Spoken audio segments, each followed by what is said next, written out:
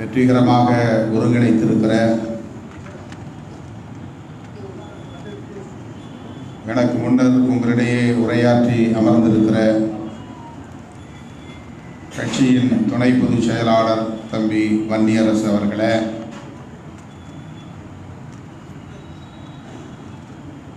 ஏற்கனவே நாம் திட்டமிட்டபடி தாம்பரம் பகுதியில் நடத்துவது என்கிற அடிப்படையில் இந்த நிகழ்வை முன்னின்று அந்த பகுதியில் ஒருங்கிணைப்பு பணிகளை மேற்கொண்ட பொறியாளர் சாமுவேல் எபினேசர் அவர்களே, திருநீர்மலை தமிழரசன் அவர்களே, தென்னவன் அவர்களே, காஞ்சி தமிழினி அவர்களே, கனல்விழி அவர்களே, வழக்குரைஞர் தா பொன்னிவளவன் அவர்களே, இந்நிகழ்வை மழையின் காரணமாக சென்னை அசோக் நகரில் உள்ள நமது தலைமையகத்தில் அம்பேத்கர் திடலில் மாற்றி அந்த சூழலில் இதனை முன்னின்று ஒருங்கிணைத்திருக்கிற இந்த பகுதியை சார்ந்த மாவட்ட செயலாளர் கரிகால் வளவன் உள்ளிட்ட ஒருங்கிணைந்த சென்னை மாவட்ட செயலாளர்களே, கட்சியின் துணை பொதுச் செயலாளரும் சட்டமன்ற உறுப்பினருமான தம்பி எஸ் பாலாஜி அவர்களே, சட்டமன்ற உறுப்பினர் பனையூர் பாபு அவர்களே, துணை பொதுச் செயலாளர் வழக்குரைஞர் எழில் கரோலின் அவர்களே, துணை பொதுச் செயலாளர் வழக்குரைஞர் ரஜினிகாந்த் அவர்களே, தலைமை நிலைய செயலாளர் தகடூர் தமிழ்ச்செல்வன் அவர்களே, முதன்மை செயலாளர் தம்பி ஏசி பாவரஸ் அவர்களே, இளஞ்சிறுத்தைகள் எழுச்சி பாசறையின் மாநில செயலாளர் சங்கத்தமிழன் அவர்களே, விடுதலை செழியன் அவர்களே, வனச்செழியன் அவர்களே, இளஞ்சேக்குவேரா அவர்களே மற்றும் இயக்கத்தின் முன்னோடிகளே, தோழர் தேவராஜ் அவர்கள் உள்ளிட்ட மூத்த தோழர்களே, விடுத்த அழைப்பை ஏற்று வருகை தந்து இந்த நிகழ்வை சிறப்பித்துக் கொண்டிருக்கிற என் உயிரின் உயிரான விடுதலை சிறுத்தைகளே,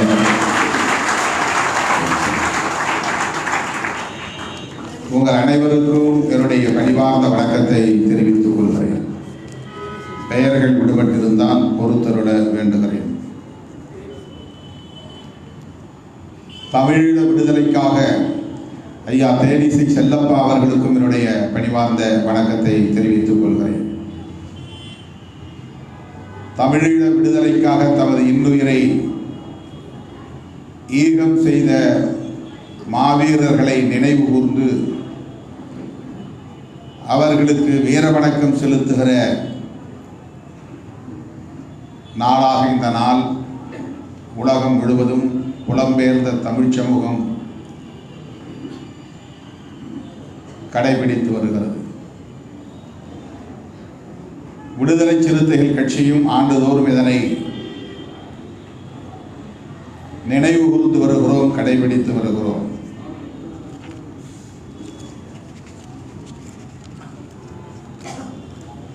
தமிழீழ விடுதலைக்காக சிங்கள பௌத்த பேரினவாத சக்திகளை எதிர்த்து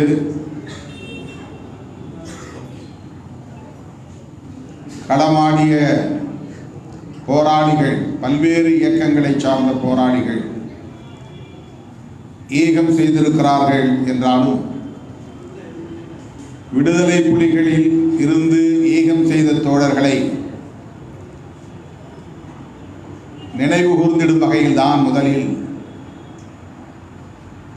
தமிழீழ தேசிய தலைவர் அண்ணன் மேதகு பிரபாகரன் அவர்கள் மாவீரர் நாளை அறிவித்தார். அவர்களுக்கு மாவீரர் துயிலும் இல்லங்களில் உற்றார் உறவினர்களுடன் கூடி ஈகைச் சுடரேற்றி வீர வணக்கம் செலுத்துகிற நிகழ்வை தமிழர் பண்பாட்டு நிகழ்வாக மாற்றி அமைத்தார். ஆனால் இன்றைக்கு உலகம் முழுவதும் நாம் ஒட்டுமொத்த போராளிகளையும் நினைவு கூர்ந்து வீர வணக்கம் செலுத்துகிற நாளாக இதனை கடைபிடித்து வருகிறோம். தமிழீழ விடுதலைக்காக உயிர் நீத்த பொதுமக்களுக்காகவும் இந்த நேரத்தில் நாம் வீர வணக்கம் செலுத்த கடமைப்பட்டிருக்கிறோம். ஒருபுறம் போராளிகள் உயிரிழந்திருக்கிறார்கள், ஈகம் செய்திருக்கிறார்கள். பல்வேறு இயக்கங்களை சார்ந்த போராளிகள் ஈகம் செய்திருக்கிறார்கள். அனைவரும் தமிழீழத்தின் விடுதலைக்காகத்தான். அதே வேளையில் இயக்க சார்பற்ற நிலையில் போராளிகளாக இல்லாத நிலையில் தமிழ் சொந்தங்களும் பல்லாயிரக்கணக்கில் பலியாகியிருக்கிறார்கள், ஈகம் செய்திருக்கிறார்கள். அப்படி தமிழீழ விடுதலைக்கான அந்த களத்தில் களப்பலியான அனைவருக்கும் நாம் இந்த நேரத்தில் லட்சோப லட்சக்கணக்கான விடுதலை சிறுத்தைகளின் சார்பில் எமது செம்மாந்த வீர வணக்கத்தை செலுத்துகிறோம்.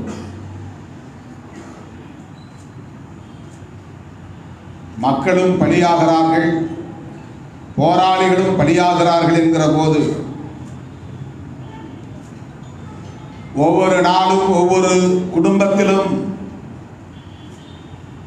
ஒரு பலி, துக்கம், சோகம், ஒட்டுமொத்த ஈழ தேசமே இப்படி ஒவ்வொரு நாளும் யுத்த களமாக மாறி இருக்கிற சூழலில் மக்களுக்கும் யுத்தத்திற்கும் இடையிலே இடைவெளி ஏற்பட்டு விடாமல் மக்களோடு போராளிகள் இணைந்தே நிற்க வேண்டும் என்கிற தொலைநோக்கு பார்வையோடு பண்பாட்டு புரிதலோடு மேதகு அண்ணன் பிரபாகரன் அவர்கள் கண்டறிந்த ஒரு உத்தி தான் மாவீரர் நாள் என்பதாகும். போராடுவது மட்டும் ஒரு போராளியின் கடமை அல்ல. எத்தகைய நடவடிக்கையாக இருந்தாலும் அது மக்களோடு தொடர்புடையதாகவே இருக்க வேண்டும். மக்களிடமிருந்து அந்நியப்படுத்தப்படுவதாக அமைந்துவிடக்கூடாது. சாதாரணமாக அறப்போராட்டம் நடத்துகிற போது யாராவது கைதானால் கூட குடும்பத்தில் உள்ளவர்கள் யாரோ ஒருவன் கட்சி நடத்துகிறானாம், என் வீட்டு பிள்ளைகளும் இதிலே பாழாகிவிட்டார்கள், பாழாகி போனார்கள், போலீஸ் வந்து அவனை கைது செய்து கொண்டு போய்விட்டது என்று மக்கள் வருந்துவதை நாம் பார்க்கிறோம். மக்களிடம் உள்ள இயல்பான போக்கு அது. ஒரு பாதிப்பை எளிதாக ஏற்றுக்கொள்ள முடியாது. விடுதலை சிறுத்தைகள் இங்கே அறவழியில் போராட்டங்களை முன்னெடுக்கிறது. அப்படிப்பட்ட போராட்டங்களை சில நேரங்களில் நாம் சட்டத்தை மீறுவதற்குரிய சூழலை எதிர்கொள்கிறோம். அனுமதி தரமாட்டார்கள். அனுமதி மறுத்த நிலையில் நாம் போராடுகிறோம். காவல்துறை கைது செய்கிறது, சிறைப்படுத்துகிறது, குண்டர் தடுப்பு சட்டத்தில் தடுப்பு காவலில் வைக்கிறார்கள். அப்போது அந்த இளைஞரின் குடும்பத்தை சார்ந்தவர்கள் எவ்வளவு துயரத்திற்கு ஆளாகிறார்கள் என்பதை நாம் பார்க்கிறோம். யாரோ ஒருவன் கட்சி நடத்துகிறான், அவன் ஏதோ போராட்டம் நடத்துகிறான், அதனால் என் குடும்பத்தில் என் பிள்ளை கைது செய்யப்பட்டிருக்கிறான் என்று எண்ணுகிற அந்த இளைஞனின் பெற்றோர் உள்ளம் துயரப்படுகிற போது அதற்கு ஆற்றுப்படுத்துகிற எதிர்வினை ஆற்ற வேண்டிய பொறுப்பு இயக்கத்திற்கு உண்டு. அந்த குடும்பத்தினரை சந்திக்க வேண்டும், அந்த குடும்பத்தினருக்கு ஆறுதல் சொல்ல வேண்டும். சிறைப்படுத்தப்பட்டவனை மீட்பதற்கு சட்டப்பூர்வமான நடவடிக்கைகளை மேற்கொள்கிறோம் என்பதை செய்தாக வேண்டும். கைது நடவடிக்கைகளை கண்டிக்க வேண்டும். ஒருவரை கைது செய்தால் 1000 பேர் வீதிக்கு வருவோம் என்கிற நிலையை ஏற்படுத்த வேண்டும். இதுதான் ஒரு இயக்கம் மக்களோடு இணைந்து பிணைந்து நிற்கிற உத்தி. இது அறவழி போராட்ட களத்தில் அங்கே விடுதலை யுத்தம், ஆயுத போராட்டம், கைது சிறை என்பதல்ல, காயம், ஊனம், மரணம் என்று வீட்டுக்கு வீடு பெரும் துயரம். அப்படி வீட்டுக்கு வீடு பெரும் துயரம் சூழுகிற போது அந்த மக்களை ஆற்றுப்படுத்துவதற்கு என்ன வழி? அந்த மக்களை யுத்த களத்திலே இணைப்பதற்கு என்ன வழி? அப்படி ஈகம் செய்தவர்களின் குடும்பத்திற்கு எத்தகைய அரசியல் புரிதலை ஏற்படுத்துவது என்கிற கேள்விக்கு விடைதான் மேதகு பிரபாகரன் அவர்கள் கண்டறிந்த இந்த பண்பாட்டு உத்தி. இது ஒரு பண்பாட்டு உத்தி. இது மாவீரர் நாள் என்பது மக்களையும் போராளிகளையும் இணைப்பதற்கான ஒரு களம். பாதிக்கப்பட்ட மக்களை ஆற்றுப்படுத்துவதற்கான ஒரு உத்தி.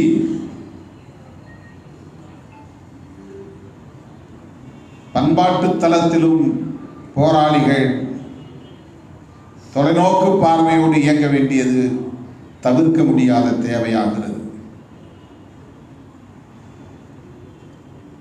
அவர்கள் வீட்டுக்கு வீடு போய் துக்கம் விசாரிக்க முடியாது.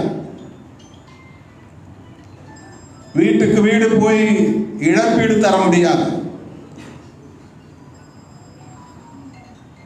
ஆனால் ஒவ்வொரு வீட்டிலும் ஒரு புலி இருக்கிறான், ஒவ்வொரு வீட்டிலும் ஒருவன் பலியாகி இருக்கிறான் என்பது துயரப்படுவதற்குரியதல்ல, பெருமைப்படுவதற்குரியது. அது எழுச்சி பெறுவதற்கான தேவை என்று உணர்த்துகிற ஒரு பண்பாட்டு நிகழ்வு மாவீரன் பிரபாகரன் அவர்களால் வடிவமைக்கப்பட்டதுதான் மாவீரர் நாள்.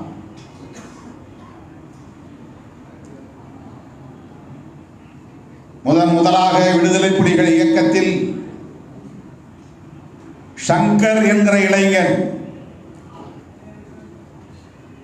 காயம்பட்டு உயிருக்கு போராடும் நிலையில் மருத்துவ சிகிச்சை பெறுவதற்காக கடல் தாண்டி சென்னைக்கு வந்து சிகிச்சை பெற்றும் பலனின்றி உயிரிழந்தான். அவன் உயிரிழந்த நாள் தான் நவம்பர் 27. ஒரே ஒருவன் உயிரிழந்தால் அந்த ஒரு நாளை சொல்லி அந்த நாளில் நாம் வீரவணக்கம் செலுத்த முடியும். ஒவ்வொரு ஆண்டும் நாம் மேலவளவு முருகேசனுக்கு வீரவணக்கம் செலுத்துகிறோம். அது ஒரு குறிப்பிட்ட நாள், 7 பேர் இறந்த நாள். ஆனால் தமிழீழ விடுதலை களத்தில் அப்படி அடுத்தடுத்து ஒவ்வொரு நாளும் அல்லது ஒவ்வொரு மாதமும் ஒவ்வொரு ஆண்டும் என்று நூற்றுக்கணக்கிலே ஆயிரக்கணக்கிலே ஈகம் செய்கிறார்கள் என்கிற போது ஒவ்வொருவருக்கும் தனித்தனியே வீரவணக்க நாளை நினைவு கூர்ந்திட முடியாது. ஒவ்வொரு நாளையும் வீரவணக்க நாளாக கடைபிடிக்கவும் முடியாது. அப்படி என்றால் 365 நாளும் வீரவணக்க நாளாக கடைபிடிக்க வேண்டிய ஒரு தேவை உருவாகும். ஆகவேதான் அண்ணன் மேதகு பிரபாகரன் அவர்கள் அந்த மாவீரன் லெப்டினன்ட் ஷங்கர் உயிரிழந்த நாள்தான் ஒட்டுமொத்த போராளிகளின் ஈக நாள், வீர வணக்க நாள் என்று அறிவித்து ஈழ தேசமெங்கும் நிறுவப்பட்டிருக்கிற மாவீரர் துயிலும் இல்லங்களில் யார் யாருடைய மரணம் என்பதை உலகத்தில் வேறு எந்த இயக்கமும் அவ்வளவு தெளிவான வரையறைகளை கொண்டு ஏகம் செய்த போராளிகளுக்கு வீர வணக்கம் செலுத்துகிற நிகழ்வுகள் நடைபெற்றதாக சான்றுகள் இல்லை. இராணுவத்தில் கூட, ஒரு அரசாங்கம் நடத்துகிற இராணுவத்தில் கூட பிழைகள் நேரும், பெயர்கள் விடுபட்டு போகும். ஆனால் தமிழீழ விடுதலை புலிகள் இயக்கத்தில் தம்முடைய உயிரை தியாகம் செய்த, ஈகம் செய்த ஒவ்வொருவருடைய வரலாறும் அங்கே திரட்டப்பெற்று அவர்கள் அனைவரும் மரியாதையோடு வீர வணக்கத்தோடு அடக்கம் செய்யப்பட்டார்கள். அடக்கம் செய்ய முடியாமல் பலியானவர்களின் வரலாறும் அங்கே பதிவு செய்யப்பட்டு அவர்களுக்காகவும் கல்லறை நிறுவப்பட்டது. தமிழீழ தேசமெங்கும் மாவீரர் துயிலும் இல்லங்கள் இருந்தன. அதுதான் இங்கே நாம் சுடுகாடு என்று சொல்லுவது, அல்லது இடுகாடு என்று சொல்லுவது, அல்லது சமாதி என்று சொல்லுவது அங்கே மேதகு பிரபாகரன் அவர்களால் மாவீரர் துயிலும் இல்லங்கள் என்று அழைக்கப்பட்டன. கோப்பாய் என்னும் இடத்தில் மாவீரர் துயிலும் இடம். நான் நேரடியாக அங்கே சென்று இந்த மாவீரர்கள் உறங்கும் அந்த பகுதியில் சில மணி நேரம் இருந்துவிட்டு வந்திருக்கிறேன். கிளிநொச்சியிலே, விசுவமேடு பகுதியிலே ஒவ்வொரு இடத்திலும் 3000 பேர், 4000 பேர், 5000 பேர் என்று இறந்தவர்களின் கல்லறைகள் நிறுவப்பட்டிருக்கின்றன. ஒவ்வொரு துயிலும் இல்லத்திலும் தமிழ்நாட்டிலிருந்து போய் அங்கே போராடி களமாடி உயிரிழந்தவர்களின் பெயர்களும் இடம்பெற்றிருக்கின்றன. தமிழ்நாட்டில் உள்ள அந்த குக்கிராமத்தின் பெயரோடு போராளியின் பெயரும் இணைக்கப் பெற்று, அவன் பிறப்பு தெரியாது, இறந்த நாள் குறிக்கப்பெற்று கல்லறைகள் அங்கே நிறுவப்பெற்றிருக்கின்றன.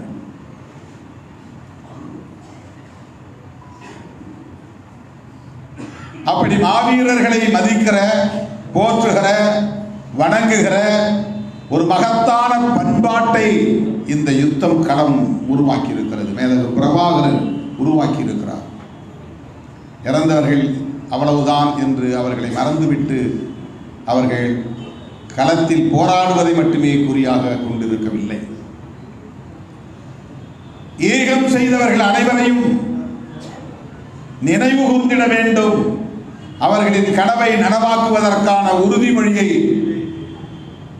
வீரவணக்க நாளில், மாவீரர் நாளில் ஏற்றுக்கொள்ள வேண்டும் என்கிற ஒரு புதிய பண்பாட்டை, புரட்சிகர பண்பாட்டை நிறுவியவர் அண்ணன் பிரபாகரன் அவர்கள். இது வெறும் சடங்கு அல்ல, சம்பிரதாயம் அல்ல. ஒருவர் இறந்தால் அவர் இறந்த நாளில் திவசம் கொடுப்பது, திதி கொடுப்பது மதத்திலே இருக்கிற ஒரு பண்பாடு. அது ஒரு குடும்பம் செய்கிற நினைவு கூறுதல். அதை ஒரு சடங்காக பின்பற்றக்கூடிய கடமையாக நாம் கருதுகிறோம். ஆனால் இது ஒரு புரட்சிகரமான பண்பாடு. எப்படி இது புரட்சிகரமான பண்பாடு? இவர்கள் நோய்வாய்ப்பட்டு இறந்தவர்கள் அல்ல, விபத்திலே மாண்டவர்கள் அல்ல, பலியாவோம் என்பது தெரிந்து களமாடியவர்கள், ஈகம் செய்ய உறுதியேற்று களமாடியவர்கள், மண்ணுக்காக உயிரை ஈகம் செய்ய உறுதியேற்று களமாடியவர்கள், விடுதலைக்காக இன்னுயிரை ஈகம் செய்வதற்கு முன்வந்த களப்பணியானவர்கள். ஆகவே தம்முடைய மரணத்தை முன்கூட்டியே அறிந்து உயிரை ஈகம் செய்வதற்கு துணிந்து அதன் அடிப்படையில் தன்னை தாரை வார்த்து கொடுத்தவர்கள். அப்படிப்பட்ட அந்த போராளிகளின் ஈகம் என்பது துயருற்று கண்ணீர் சிந்துவதற்கல்ல,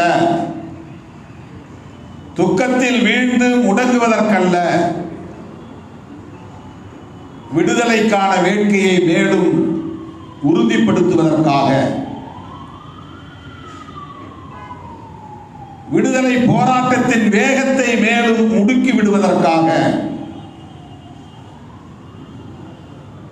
விடுதலை போராட்டத்தின் தேவையை அடுத்தடுத்த தலைமுறைக்கு கொண்டு செல்வதற்காக, அடைகாப்பதற்காக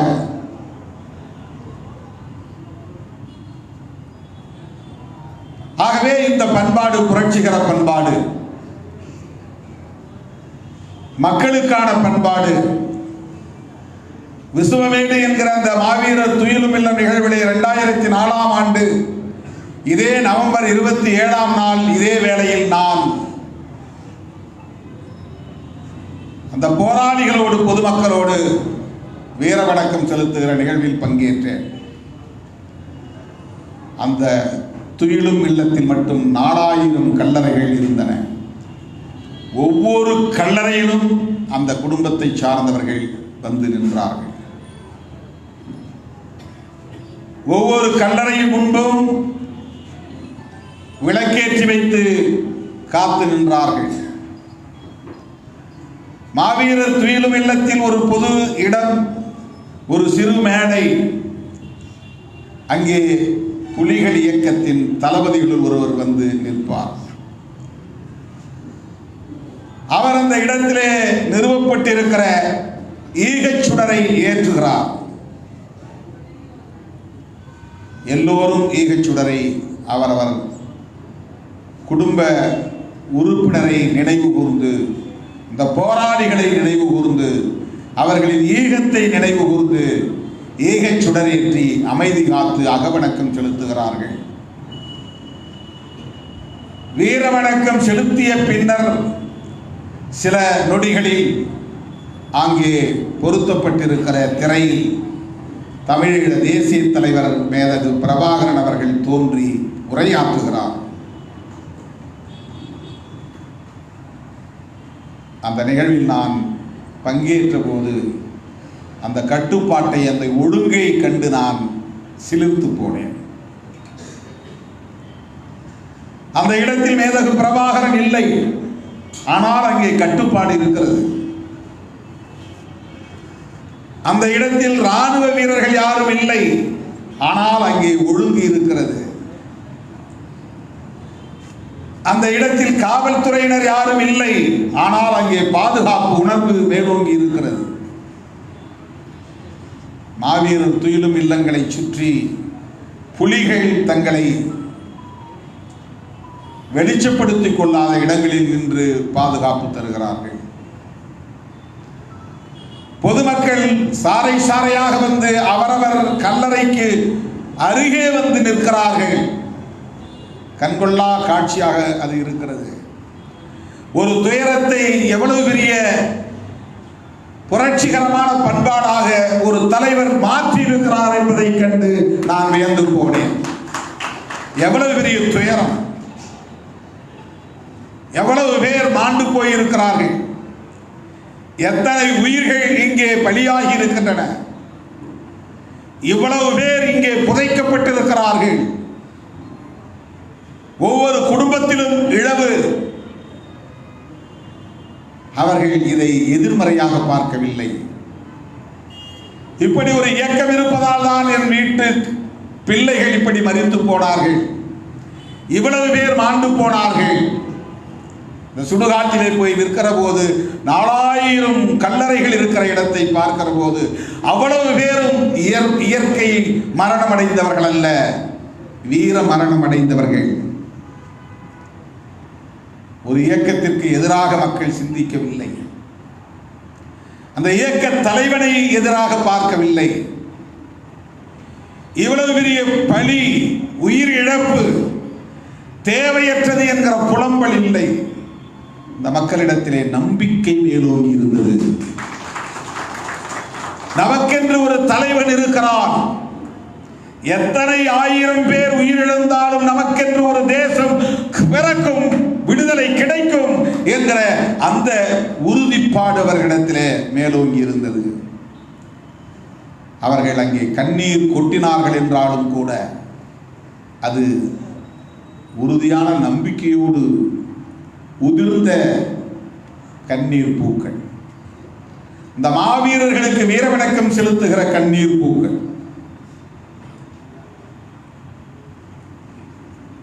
ஒரு தலைவன் எப்படிப்பட்ட பரிணாம மாற்றத்தை உருவாக்கி இருக்கிறார், எவ்வளவு பெரிய துயரத்தை ஒரு புரட்சிகர நிகழ்வாக மாற்றி இருக்கிறார்.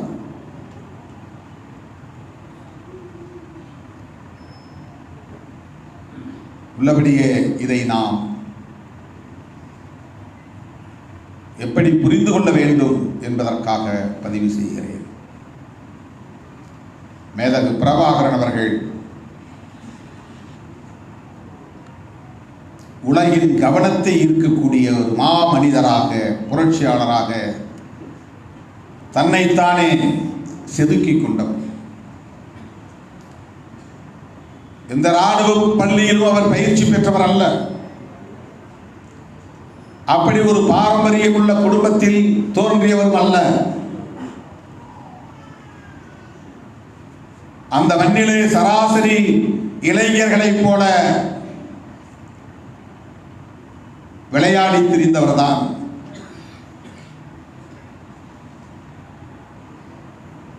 ஆனால் அவருக்குள் ஒரு தீராத வேட்கை தீயாக கனன்று கொண்டிருந்திருக்கிறது.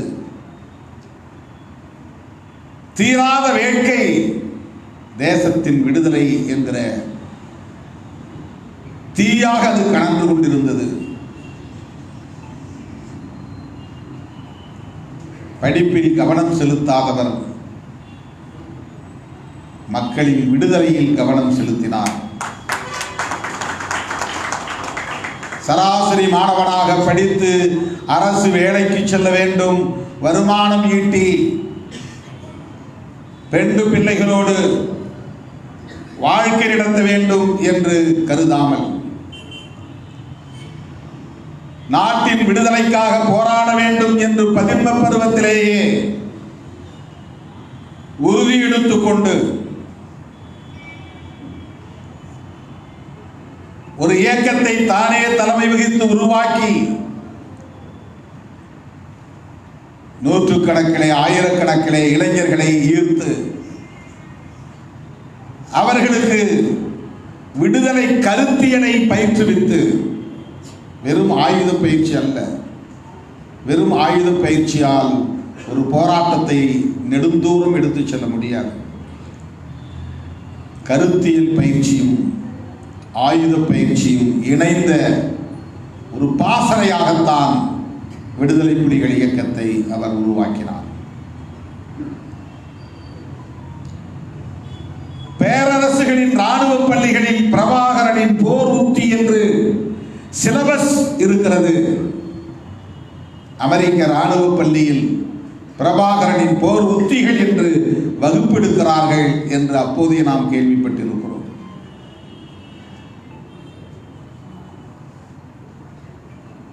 ஒரு நோக்கத்தை நாம் முடிவெடுத்து அந்த நோக்கத்தை நிறைவேற்ற வேண்டும் என்கிற களத்தை அமைத்து அதில் உறுதியாக நின்றால் சாதிக்க முடியும் என்பதற்கு மேதகு பிரபாகரன் ஒரு சாட்சி. உலகில் எத்தனையோ பல புரட்சியாளர்களை நாம் பார்க்கிறோம். அவர்களுக்கெல்லாம் ஒரு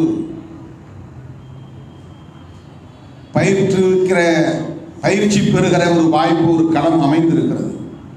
இவர் எங்கேயும் போய் பயிற்சி பெற்றவர் அல்ல.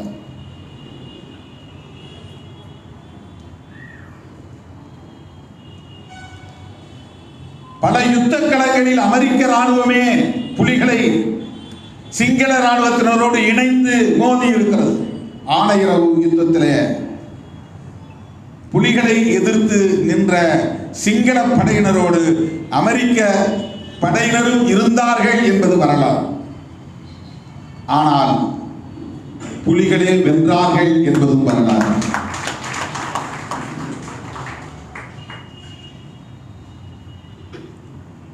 அந்த யுத்த வரலாறை நீங்கள் எங்கேயும் தேடி படித்துக் கொள்ள முடியும். ஆனால் மேதகு பிரபாகரன் அவர்களின் போர் உத்திகள் என்பது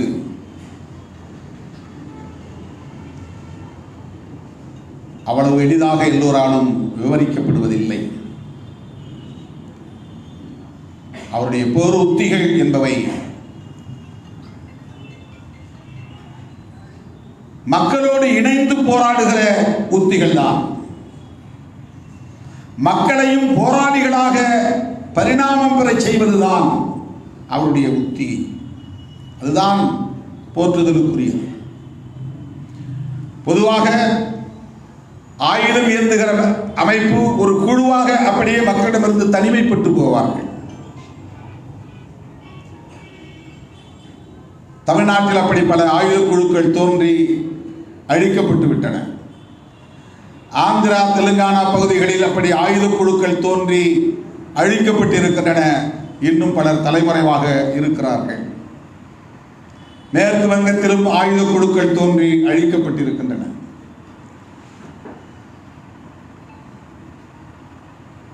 ஆனால் 25 ஆண்டு காலம் ஒரு யுத்தத்தை தொடர்ந்து நடத்த முடிந்தது என்றால் விடுதலை புலிகள் வெறும் ஆயுத குழுவாக தங்களை மாற்றிக்கொள்ளவில்லை. ஒரு டீம், அதில் ஒரு 1000 பேர் போராளிகள் அல்லது 10,000 பேர் போராளிகள், அவர்களுக்கு பயிற்சி அளிக்கப்பட்டிருக்கிறது.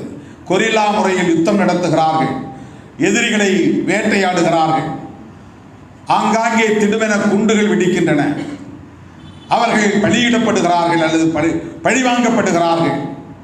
இப்படி அல்ல இந்த யுத்தம். ஒவ்வொரு குடும்பமும் தன்னை விடுதலை புலியாய் கருதக்கூடிய அளவுக்கு அங்கே மக்களோடு இணைந்து பணியாற்றிய ஒரு உத்தி தான் மேதகு பிரபாகரன் அவர்களின் உத்தி. தமிழிடத்தில் வாழ்ந்த தமிழ் குடும்பம் ஒவ்வொருவரும் நானும் இயக்கம்தான் என்று சொல்லக்கூடிய அளவுக்கு அவர்களை கருத்தியல் ரீதியாக பயிற்றுவித்தார்.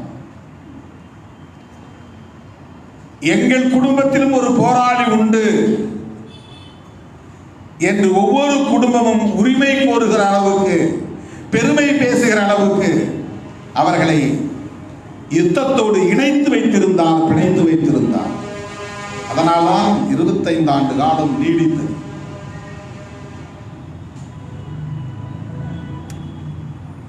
கடைசியில் அந்த யுத்தம்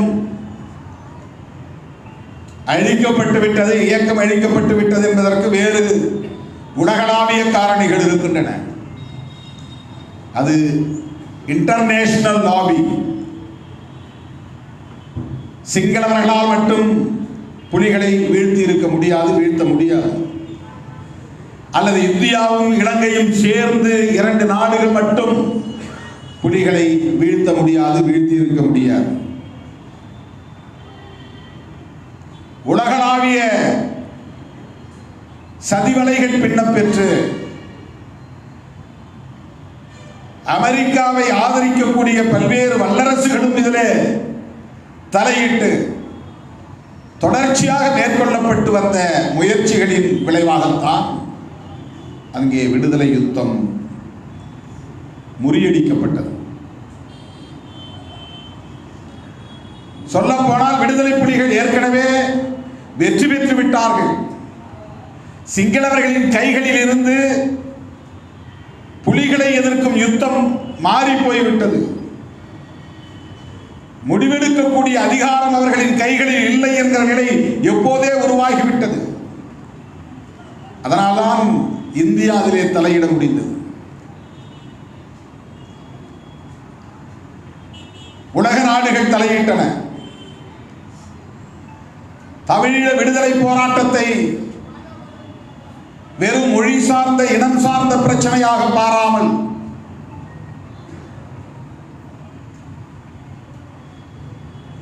அதை ஒரு மக்கள் விடுதலை போராட்டமாக,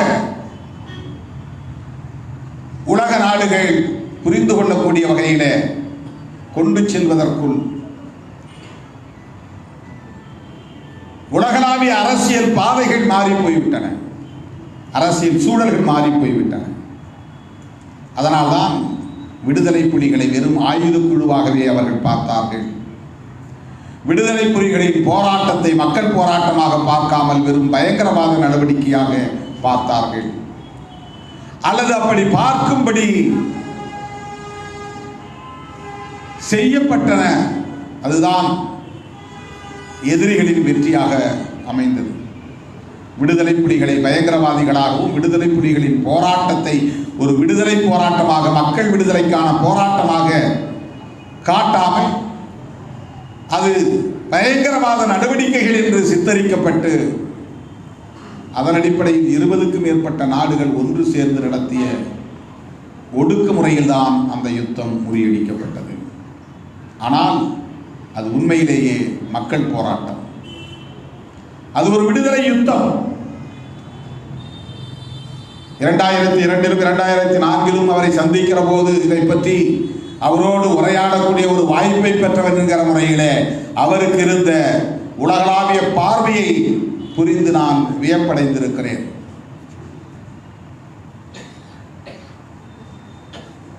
தனிப்பட்ட முறையிலே என் மீது அவர் கொண்டிருந்த நம்பிக்கையை நான் எண்ணி பார்க்கிறேன், பற்றுதலை நான் எண்ணி பார்க்கிறேன்.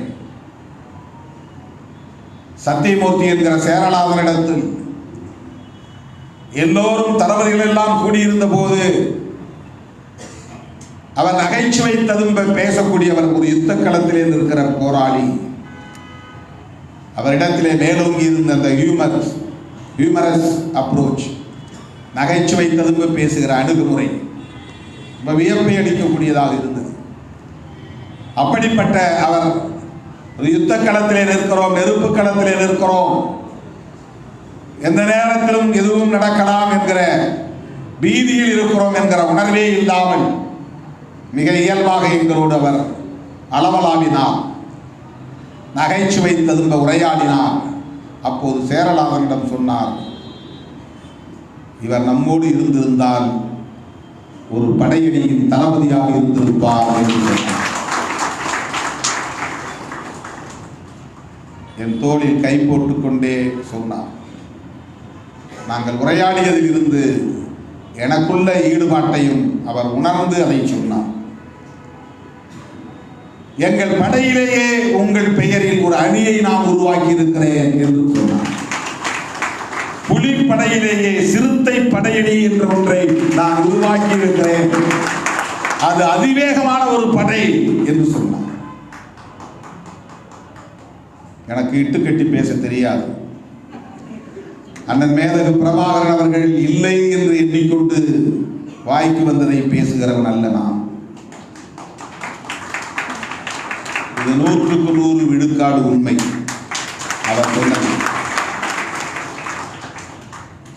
இன்றைக்கும் உயிரோடு இருக்கிறார் நம்முடைய கவிஞர், வாணியம்பாடி கவிஞர் அப்துல் காதர். அவர் ஒரு நிகழ்விலே குறிப்பிட்டார், என்னை அழைத்திருந்தார்கள் புலிகள், பல நிகழ்ச்சிகளில் நான் பங்கேற்றேன். ஓய்வாக இருக்கிற போது சில தம்பிகளின் கழுத்தில் இருந்த குப்பியை, சைனைடு குப்பியை தொட்டு பார்த்து அதை பற்றி நான் விசாரித்தேன். அதில் ஒரு சில தம்பிகள் டாலர் போட்டிருந்தார்கள். அந்த டாலரை வாங்கி பிரித்து பார்த்தேன். அந்த டாலருக்குள் 2 படங்கள் இருந்தன. ஒரு படம் மேதகு பிரபாகரன், இன்னொரு படம் தம்பி திருமாவளவன் படம்.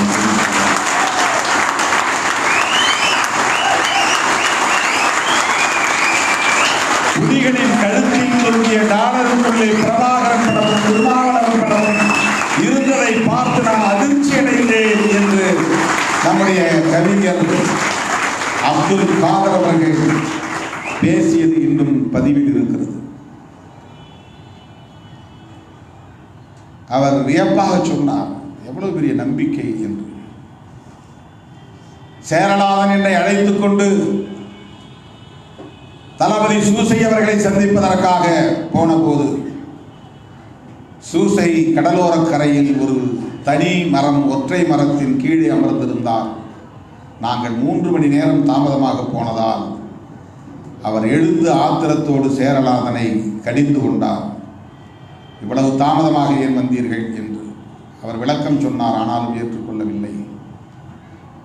அப்போது எங்களுக்கென்று தமிழ்நாட்டில் ஒரு பெரிய ஆதரவு படை உண்டு என்றால் அது சிறுத்தை படைதான்.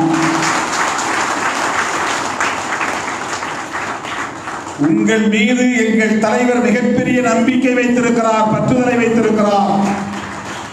இதை அண்ணன் தளபதி சூசை அவர்கள் எங்களிடத்தில் சொன்னார். அன்று இரவு அதையெல்லாம் முடித்துக் கொண்டு நாங்கள் தங்குவதற்காக ஒரு இடத்திற்கு அழைத்து போகிறார் சேரலாதன். நள்ளிரவு நேரம்.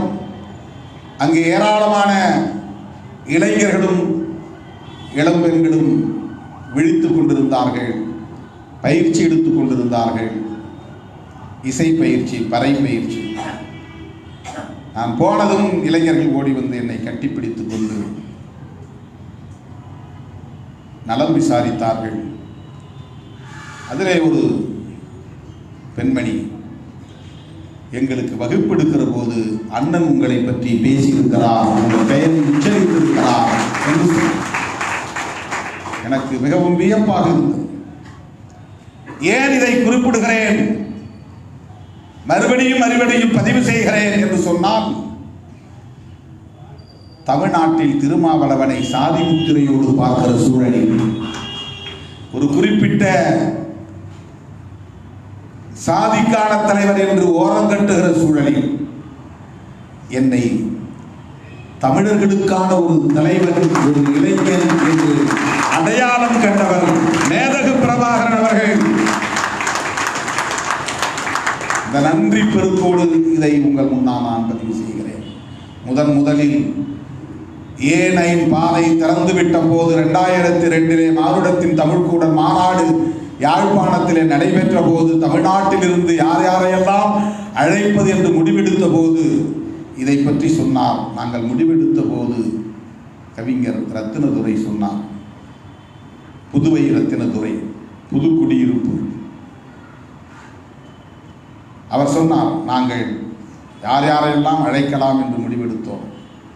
சில பெயர்களை நான் எழுதி கொடுத்தேன்.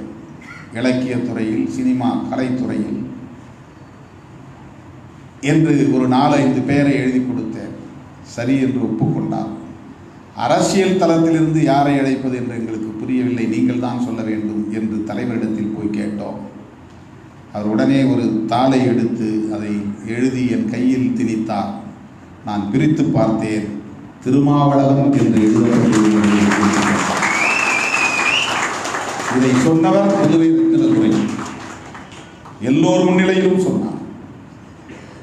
அரசியல் தளத்திலிருந்து யாரை அழைப்பது என்று எங்களுக்கு தெரியவில்லை என்று குழம்பி இருந்த போது தலைவரிடத்தில் கேட்டேன். தலைவர் ஒரு தாளில் எழுதி தந்தார். அதை என் கையில் திணித்தார். நான் பிரித்து பார்த்தபோது, தம்பி உன் பெயர் இருந்தது, நான் அப்படி ஒரு மகிழ்ச்சி அடைந்தேன் என்று என்னை கட்டி அணைத்துக் கொண்டார்.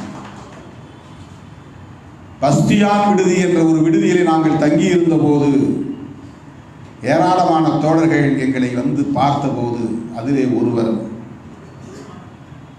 அந்தோணி ஜீவா என்று கருதுகிறேன், அவரோடு பல பேர் வந்திருந்தார்கள், எழுத்தாளர்கள்.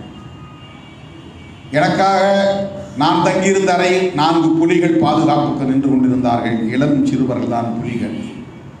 அவர்கள் முன்னிலையில் அவர் கட்டி அணைத்துக் கொண்டு சொன்னார், தம்பி, உங்களை இந்த மாநாட்டுக்கு தலைவர் பிரபாகரன் அழைத்திருக்கிறார் என்பது எங்களுக்கு பெருமை அளிக்கிறது.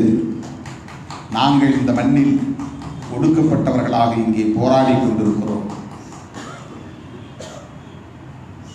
தமிழ்நாட்டிலிருந்து தலைவர் பிரபாகரன் உங்களை அழைத்திருக்கிறார் என்பது தெரிந்து ஓடி வந்திருக்கிறேன். இது எங்களுக்கு செய்திருக்கிற பெருமை என்று அவர் சொன்னார். இதுவெல்லாம் நான் அந்த களத்திலே சந்தித்த அனுபவங்கள். மேதகு பிரபாகரன் அவர்கள் கருத்தியல் ரீதியாகவும் தலைவர்களை அடையாளம் காணக்கூடியவர். அதுதான் முக்கியமானது. பல பேரை அவர் அழைத்திருக்கலாம், நம்பிக்கை கொண்டிருக்கலாம். திரைப்படத்துறையிலிருந்து பலர் அழைக்கப்பட்டார்கள். நான் போயிருந்த போது நான் தங்கியிருந்த அறையிலேயே இயக்குனர் சிகரம், இயக்குனர் திலகம், நம்முடைய அண்ணன் பாரதி ராஜா அவர்களும் இருந்தார். 2 பேரும் அங்கேதான் சந்தித்துக் கொண்டோம். அவரும் அழைக்கப்பட்டிருந்தார். அப்படி பல பேர், எழுத்தாளர்கள், கவிஞர்கள், சிந்தனையாளர்கள் அழைக்கப்பட்டாலும் தனிப்பட்ட முறையிலே 2 பேர் மட்டும் அமர்ந்து சந்தித்து உரையாடக்கூடிய ஒரு வாய்ப்பை மேதகு பிரபாகரன் அவர்கள் திருமாவளவனுக்கு வழங்கினார். அப்போது தமிழ்நாட்டு அரசியலையும் ஈழத்து சிக்கல்களையும் ஏராளமானவற்றை அவர் பகிர்ந்து கொண்ட போதுதான்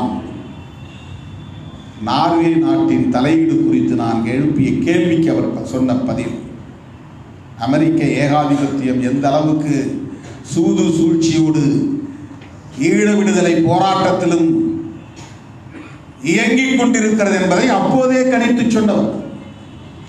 நார்வே நாட்டுக்கு என்ன அக்கறை? எரிக் சொல்ஹெய்ம் ஏன் இங்கே வருகிறார்? அவர் எதற்காக சமாதானம் பேசுகிறார் என்று நான் கேட்டபோது அவர் சொன்ன கவித்துவமான பதில், அமெரிக்காவின் கோர முகம் இஸ்ரேல், அமெரிக்காவின் அன்பு முகம் நார்வே என்று சொன்னார். அவருக்கு எவ்வளவு பெரிய உலகளாவிய பார்வை இருந்தது! அமெரிக்காவை எப்படி அவர் எடை போட்டு மதிப்பீடு செய்திருந்தார்! இன்றைக்கு பேசுகிற எல்லோரும் ஈழ விடுதலை தோற்று போனதற்கு, இயக்கம் வீழ்ந்து போனதற்கு, முள்ளிவாய்க்கால் இனக்கொலை நடந்ததற்கு, தமிழ்நாட்டுக்குள்ளே கொண்டு வந்து திமுகவுக்குள்ளே சுருக்கி வைத்து அதன் பரிமாணத்தை முற்றாக மழுப்பி விடுகிறார்கள்.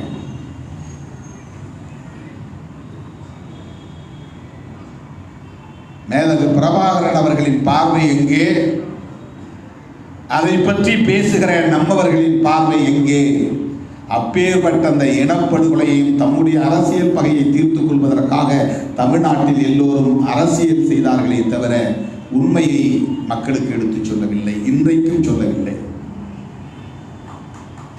ஈழ விடுதலை போராட்டம் முறியடிக்கப்பட்டதற்கு எது காரணம் என்பதை சரியாக மக்களிடத்தில் சொல்லாமல் அடுத்த கட்டத்தை நோக்கி நகர முடியாது. இந்தியாவின் பங்களிப்பு என்ன? உலக நாடுகள் இதிலே எந்தெந்த நாடுகள் தலையிட்டன? அதிலே அமெரிக்காவின் அடிவருடி நாடுகள் எவை எவை? இரட்டை கோபுரம் இடிக்கப்பட்டதற்கும் உலக சூழல் மாறியதற்கும் என்ன தொடர்பு? அதன் பிறகு ஈழச்சிக்கல் எவ்வாறு பார்க்கப்பட்டது உலகத்தின் பார்வையில்? இவையெல்லாம் ஈழ விடுதலையில் அக்கறையுள்ள ஒவ்வொருவரும் அறிந்து கொள்ள வேண்டிய அவசியமான வரலாறு. இதையெல்லாம் பேசாமல் காங்கிரஸ் தான் காரணம், காங்கிரஸோடு கூட்டணி வைத்திருந்த திமுக தான் காரணம், காங்கிரஸ் திமுகவும் இடம்பெற்றிருந்த கூட்டணியில் அங்கம் வகித்த விடுதலை சிறுத்தைகள் தான் காரணம் என்று யாராவது பேசினால் அவர்கள் அற்பர்கள், தங்களின் அரசியல் லாபங்களுக்காக அரசியல் பேசக்கூடியவர்கள். இந்த பிரச்சனையில் ஈழ விடுதலை போராட்டம் முறியடிக்கப்பட்டதில், விடுதலை புலிகள் இயக்கம் வீழ்த்தப்பட்டதில், முள்ளிவாய்க்கால் இனப்படுகொலை அரங்கேற்றப்பட்டதில் உலகளாவிய அணுகுமுறை என்பது இருக்கிறது. உலக நாடுகளின் தலையீடுகள் இருக்கின்றன. இன்றைக்கும் விடுதலை புலிகள் மீதான தடை ஏராளமான நாடுகளில் நீடிக்கிறது. இவற்றையெல்லாம் தமிழ் மக்களுக்கு நாம் எடுத்துச் சொல்ல வேண்டாமா? இளைய தலைமுறையினருக்கு புரிய வைக்க வேண்டாமா? ஒரு தேசம் உலகத்தில் புதிதாக பிறக்க வேண்டுமானால் ஏகாதிபத்திய நாடு ஒன்றின் ஆதரவு இல்லாமல் அது நிகழாது. ஏதாவது ஒரு வல்லரசின் துணையோடு தான் ஒரு புதிய தேசம் பிறக்க முடியும். தாய் மட்டும் தனியே பிரசவிக்க முடியாது, தந்தை தேவை என்பதை போல ஒரு தேசம், ஒரு விடுதலை இயக்கத்தால் உருவாகும் என்று நாம் நம்பினாலும் உலகில் தோன்றிய ஒவ்வொரு புதிய நாட்டுக்கு பின்னாலும் ஒரு ஏகாதிபத்தியத்தின் கை இருக்கிறது, ஒரு வல்லரசின் கை இருக்கிறது. உலகம் முழுவதும் விடுதலை இயக்கங்கள் வீழ்த்தப்பட்ட வரலாற்றின் பின்னணியில் ஒரு ஏகாதிபத்தியம் இருக்கிறது, அல்லது பல ஏகாதிபத்திய நாடுகளின் சதி திட்டங்கள் இருக்கின்றன. ஆக வல்லரசுகளின் துணை இல்லாமல் ஒரு புதிய நாட்டை உருவாக்கிவிட முடியுமா என்றால் முடியவே முடியாது. இந்த வரலாற்று உண்மையை முதலில் தமிழ் இளைஞர்களுக்கு நாம் சொல்லித்தர வேண்டும். நாம் இங்கே முழக்கம் எழுப்பினோம், வென்றெடுப்போம் வென்றெடுப்போம் தமிழ் ஈழத்தை வென்றெடுப்போம் என்று. அது வெற்று முழக்கமாக போய்விடும். அது ஒரு நம்பிக்கை முழக்கமாக மாற வேண்டுமானால் ஒவ்வொரு தமிழ் இளைஞனின் சிந்தனைக்குள்ளும் ஒரு நாட்டின் விடுதலை போராட்டத்திற்கான வரலாற்றை சொல்ல வேண்டும், வழிமுறைகளை சொல்ல வேண்டும், வல்லரசுகளின் பங்களிப்பை சொல்ல வேண்டும். வெற்றி பெற்ற நாடுகளின் வரலாறும் வீழ்ச்சியடைந்த போராட்ட வரலாறும் ஒவ்வொருவருக்கும் தெரிந்தாக வேண்டும். நம்மூர் அரசியலுக்காக, உள்ளூர் அரசியலுக்காக யாரோ ஒருவர் மீது பழி போட்டுவிட்டு தமிழ் இளைஞர்களை நாம் முனைமழுங்க செய்யக்கூடாது. அவர்களின் போர்க்குணத்தை நீர்த்து போக செய்யக்கூடாது. அதை வெறுப்பு அரசியலாக மாற்றிவிடக்கூடாது. நமக்கு திமுகவுக்கு எதிரான விமர்சனங்களில் ஒன்றும் பெரிய கவலை இல்லை, அதை திமுக பார்த்துக் கொள்ளும், அது வேறு.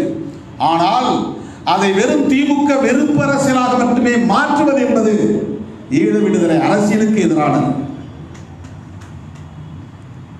அது ஈழ விடுதலை அரசியலுக்கு எதிரானது, ஒரு விடுதலை அரசியலுக்கு எதிரானது. திராவிடம் குறித்து நாம் சொல்லுகிற கருத்து அதுதான். நீங்கள் திமுகவை எதிர்த்து விமர்சிப்பது உங்களுக்கான அரசியல், அல்லது திமுக தலைமையை எதிர்த்து விமர்சிப்பது உங்களுக்கான அரசியல். அதிலே நாம் தலையிட தயாராக இல்லை, அது நம்முடைய பொறுப்பு இல்லை. அவர்களுக்கு வக்காலத்து வாங்கக்கூடிய அளவுக்கு அவர்களும் பலவீனமாக இல்லை, அது நம்முடைய வேலையும் இல்லை. ஆனால் திமுக வெறுப்பை ஒட்டுமொத்த திராவிட அரசியல் வெறுப்பாக மாற்றுவது எவ்வளவு பெரிய ஆபத்தானது என்பதை சுட்டிக்காட்டாமல் நாம் எப்படி இருக்க முடியும்? ஒட்டுமொத்த திராவிட அரசியல் என்பது என்ன? பெரியார் பேசுகிற சமூக நீதி அரசியல் தான். பெரியார் பேசுகிற சமூக நீதி அரசியல் பெரியாரில் இருந்துதான் தொடங்கியதா? பெரியார் பேசுகிற திராவிட அரசியல் பெரியாரில் இருந்துதான் தொடங்குகிறதா என்றால் இல்லை. அதற்கு முன்பே நம்முடைய வரலாற்று அறிவுக்கு எட்டிய வரையில் பண்டிதர் காலத்தில் இருந்தே தமிழ்நாட்டில் அது தொடங்குகிறது. தேசிய அளவில் பார்க்கிற போது மகாத்மா ஜோதிபா பூலே காலத்தில் இருந்தே அது தொடங்குகிறது. ஆரிய எதிர்ப்பு, பார்ப்பன எதிர்ப்பு, இந்துத்துவ எதிர்ப்பு, சனாதன எதிர்ப்பு என்பதுதான் இந்த மண்ணில் திராவிட கருத்தியலாக வளர்ந்திருக்கிறது என்பதை மறந்துவிடக் கூடாது.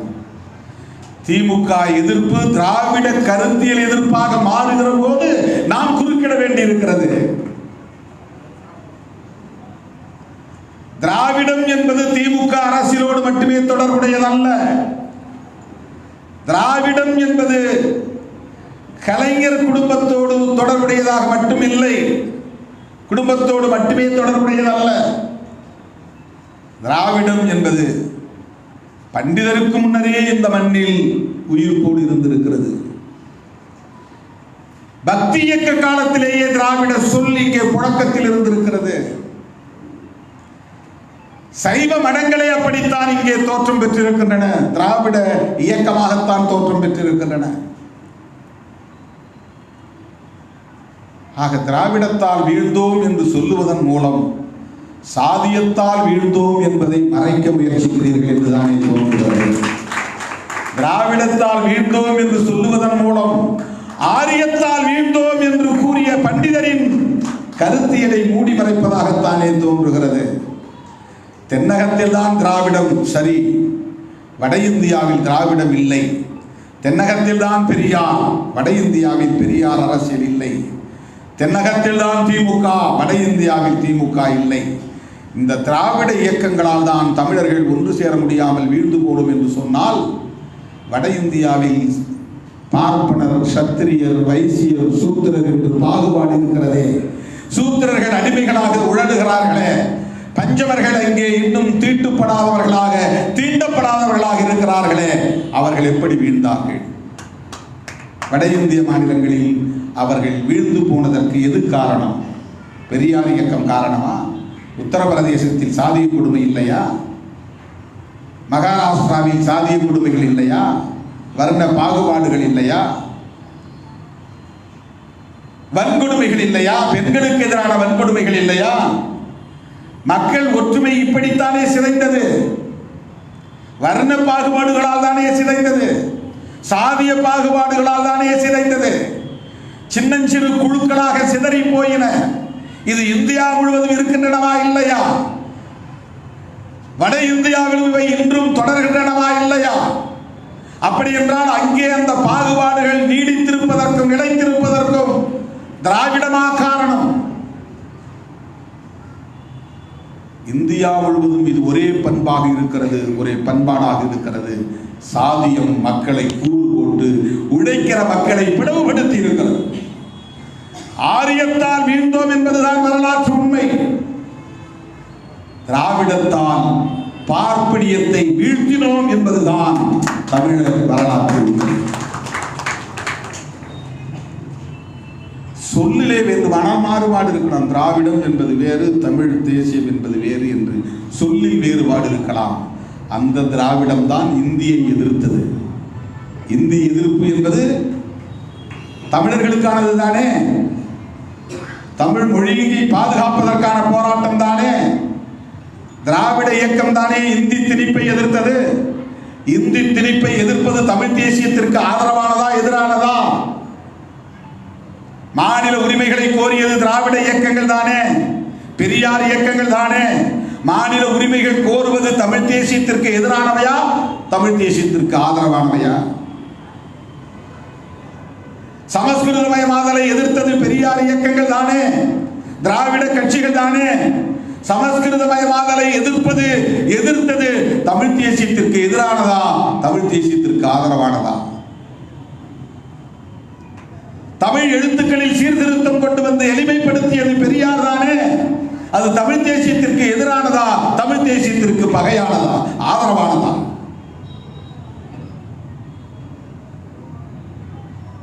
அடுக்கிக் கொண்டே போகலாம். அன்றைக்கு மதராஸ் பிரசிடென்சியாக இருந்ததால் பழமொழி பேசக்கூடிய தென்னிந்திய தேசிய இனங்கள் ஒரே நிலப்பரப்பில் வாழ்ந்ததால் அன்றைக்கு திராவிடம் என்கிற பெயரில் தான் இயக்கம் காண முடிந்தது. திராவிடம் என்கிற பெயரில் தான் தமிழ் உணர்வை ஊட்ட முடிந்தது. திராவிடம் என்கிற பெயரில் தான் பார்ப்பன எதிர்ப்பை பரப்ப முடிந்தது, பதிவு செய்ய முடிந்தது.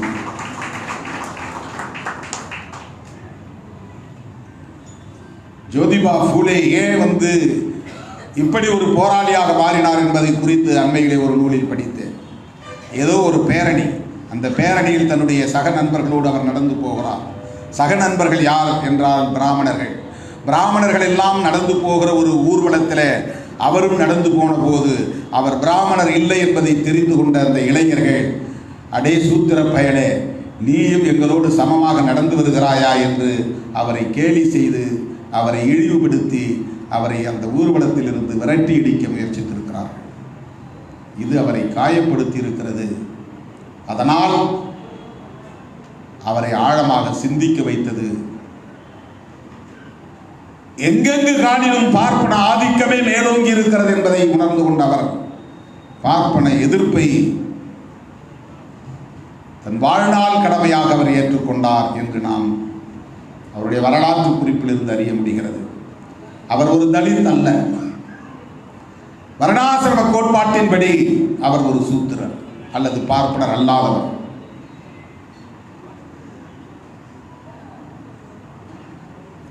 ஈழத்தை பொறுத்தவரையில் இலங்கை நாட்டில் இருக்கும் ஒரு நிலப்பரப்பு என்று தமிழர்கள் யாரும் கருதியதில்லை.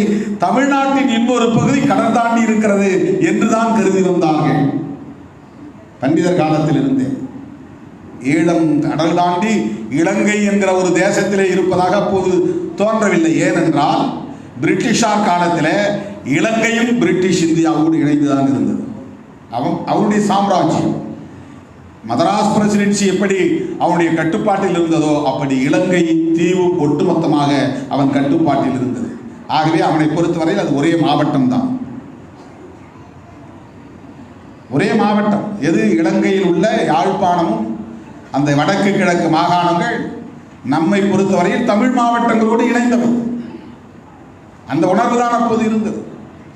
அதுபோலத்தான் ஒட்டுமொத்த மதராஸ் மாகாணத்தில் இருந்தவர்கள் அனைவரும் ஒரே இனத்தவர் என்கிற உணர்வு இருந்தது. இன்னைக்கு ஒரு காலத்தில் வெறும் சவுத் ஆர்காடாக இருந்தப்ப எல்லோரும் நாமெல்லாம் சவுத் ஆர்காடு நினைச்சோம். அதுக்கப்புறம் மாவட்டம் பிரிக்க நீ காஞ்சிபுரம், நான் செங்கல்பட்டு, நான் திருவள்ளூர், நமக்குள்ள ஒரு பாகுபாடு உருவாது. ஆனால் இது பிரிக்கப்படாத போது south Arcot, north Arcot. North Arcot இன்னைக்கு வேலூர்னு ஆகி போச்சு, ராணிப்பேட்டைன்னு ஆகி போச்சு, திருவண்ணாமலைன்னு ஆகி போச்சு, அந்த பக்கம் திருப்பத்தூர், இப்படி 4-5 மாவட்டங்கள் ஆகி போச்சு. இப்போ நீ வேற மாவட்டம், நான் வேற மாவட்டங்கிற உணர்வு இயல்பாக வந்துருச்சு. ஏன் எல்லைக்குள்ளே நீ வர, நீ இந்த ஒன்றியத்தை பார்க்காத, நீ இங்கே போஸ்டர் ஓட்டுற வேலை வச்சுக்காத. ஆனால் அது ஒன்றா இருந்தப்போ நார்த் ஆர்காடு, அப்போ நார்த் ஆர்காடுங்கிற உணர்வோடு தான் அப்போது பிறந்தவன் இயங்கி இருப்பான். அதை போல மதராஸ் மாகாணம் என்பது விசாகப்பட்டினம் வரை நீண்டிருந்தது. ஹைதராபாத் எல்லாம் மதராஸ் மாகாணம் தான். ஏன் பெங்களூர் வரையிலும் மதராஸ் மாகாணம் தான். கேஜிஎஃப் மதராஸ் மாகாணம் தான். கேரளாவிலே சில பகுதிகள் மதராஸ் மாகாணம் தான். அப்ப எல்லாரும் நாமெல்லாம் மதராசி. மதராசினா மெட்ராஸ்காரன் அர்த்தம் இல்லை, ஒத்த மாகாணத்தை சார்ந்தவன் அர்த்தம். அவன் தெலுங்கு பேசுறவனாகவும் இருப்பான், மலையாளம் பேசுறவனாகவும் இருப்பான், தமிழ் பேசுறவனாகவும் இருப்பான், கன்னடம் பேசுறவனாகவும் இருப்பான். மதராசின்னா டெல்லிக்கு போனால் மதராசியாம்பா. மதராசியான்னா மதராஸ் பிரசிடென்சியான்னு அர்த்தம். சென்னை மாகாண பகுதியை சார்ந்தவனான்னு அர்த்தம். அவன் தெலுங்கனாகவும் இருப்பான், மலையாளியாகவும் இருப்பான், அது வேற. ஆனால் அவனை பொறுத்தவரை மதராசி. கொல்கத்தா பிரசிடென்சி என்பதை போல மதராஸ் பிரசிடென்சி, பாம்பே பிரசிடென்சி, இதுதான் பிரிட்டிஷ் கட்டுப்பாட்டில் இருந்தது. இதுக்கிடையில் அங்கங்க சமஸ்தானங்கள் இருந்தது. சமஸ்தானம் பிரிட்டிஷ் கட்டுப்பாட்டில் கிடையாது, வெள்ளைக்காரன் ஆட்சியில் கிடையாது. அதெல்லாம் சமஸ்தான அரசுகள் தனி. அப்படி இருந்த காலத்தில் உருவான இயக்கம் திராவிடர்கள். இப்ப என்ன தோற்றத்தை உருவாக்குறாங்கன்னா, திட்டமிட்டு திராவிடர்கள் தமிழர்கள் எழுச்சி பெற்றுவிடக் கூடாது என்பதற்காக, தமிழ் தேசிய அரசியல் வளர்ந்துவிடக் கூடாது என்பதற்காக, அவர்கள் அதிகாரத்தில் இருக்க வேண்டும் என்பதற்காக தவறாக போதித்து தமிழர்களை ஏய்த்து பிழைத்தார்கள், பிழை செய்தார்கள். பெரியார் அப்படிப்பட்ட வரலாற்று பிழையை செய்திருக்கிறார். பெரியாரை அடிக்கிறார்கள் என்றால் அடுத்த அடி அம்பேத்கர் மீது விழும், கவனமாக இருக்க வேண்டும். பெரியாரே அந்நியர் என்றால் அம்பேத்கர் எப்படி சொந்தக்காரராக முடியும்? அம்பேத்கர் உங்களுக்கு அந்நியராகிவிட்டால் மார்க்ஸை நீங்கள் எப்படி ஏற்றுக்கொள்ள முடியும்? இது எவ்வளவு மோசமான ஒரு இனவாத அரசியல், எவ்வளவு மோசமான ஒரு அடையாள அரசியல். மாமேதை மார்க்ஸை நீங்கள் அந்நியர் என்று ஏற்று சொல்ல முடியுமா? அப்படி புறந்தள்ள முடியுமா? புரட்சியாளர் அம்பேத்கரை தமிழர் அல்லாதவர் என்று நீங்கள் புறந்தள்ள முடியுமா? தமிழராய் உணர்ச்சி பெற வேண்டும் என்பது வேறு, மொழி உரிமைக்காக, இன உரிமைக்காக அந்த உணர்வு வேண்டும் என்பது வேறு, அந்த தனித்துவம் என்பது வேறு, அதற்கான போராட்ட களம் தேவை என்பது வேறு. ஆனால் அது இனவாதமாக மாறி இன வெறுப்பாக பரிணாமம் பெறுவது ஆபத்தானது.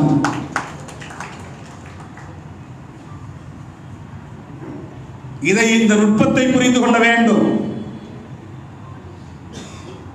ஒன்றிலிருந்து மற்றொன்று என்பதுதான் இயங்கியல், அதுதான் மார்க்சிய கோட்பாடு. திராவிடம் என்கிற ஒரு அரசியல் உருவானதால் தான் இந்தி இந்த மண்ணுக்குள் நுழைய விடாமல் தடுக்கப்பட்டது. திராவிடம் என்பது ஒரு நெடுஞ்சுவனாக இங்கே இருந்தது. இந்தி தடுக்கப்படாமல் இருந்திருந்தால் நாம் இன்றைக்கு மோடி வித்தைக்கு மயங்கி போயிருப்போம். இந்த நாடு பாஜக ஆளுகிற மாநிலமாக மாறி போயிருக்கும்.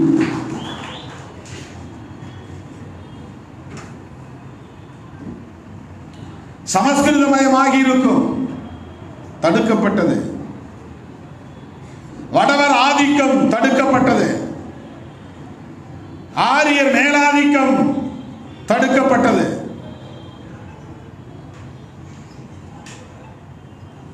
பெரியார் காலத்தில் நாமெல்லாம் பறக்கல. பிராமணால் கஃபேன்னு எழுதியிருக்கும். இப்போ எங்கேயாவது அப்படி பார்க்க முடியுமா? இப்போ இருக்கு, சில இடங்களில் கோனார் மெஸ் இருக்குது, நாயுடு கால் இருக்கு.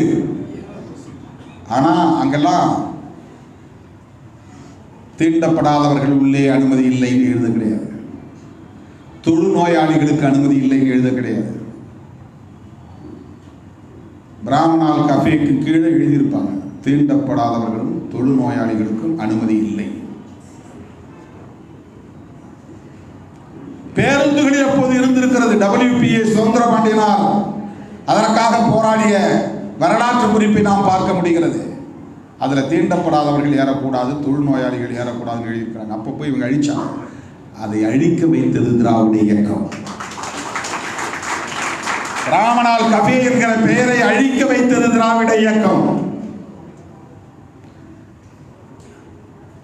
எவ்வளவு பெரிய புரட்சி! இதை போய் சர்வசாதாரணமாக மிக இயல்பாக திராவிடம் என்று இளக்காரமாக பேசி, இழிவாக பேசி, ஒட்டுமொத்த கருத்தியலையே, ஒரு வரலாற்றையே மூடி மறைப்பது, திசை திருப்புகிற, மடைமாற்றுகிற ஒரு அரசியல்.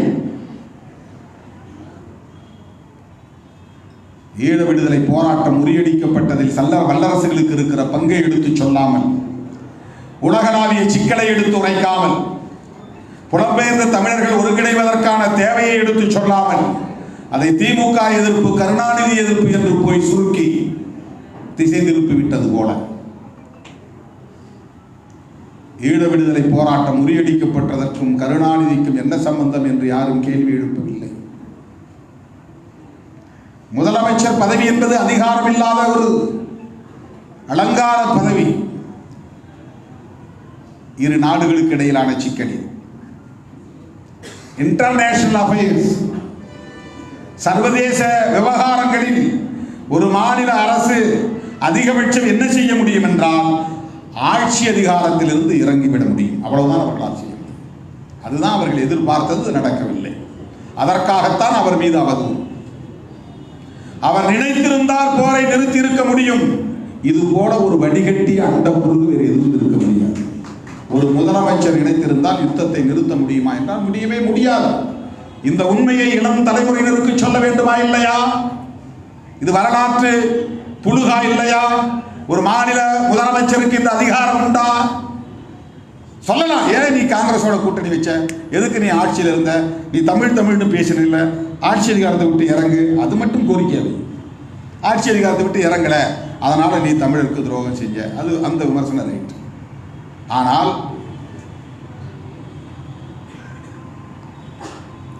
இவர்தான் அந்த வீழ்ச்சிக்கே காரணம், அந்த யுத்தம் நிறுத்தப்படாமல் இருந்ததற்கே காரணம். நினைத்திருந்தால் நிறுத்தி இருக்க முடியும். இது எவ்வளவு பெரிய அயோக்கியத்தனமான ஒரு அவதூறு! அவருக்கு வக்காலத்து வாங்கல.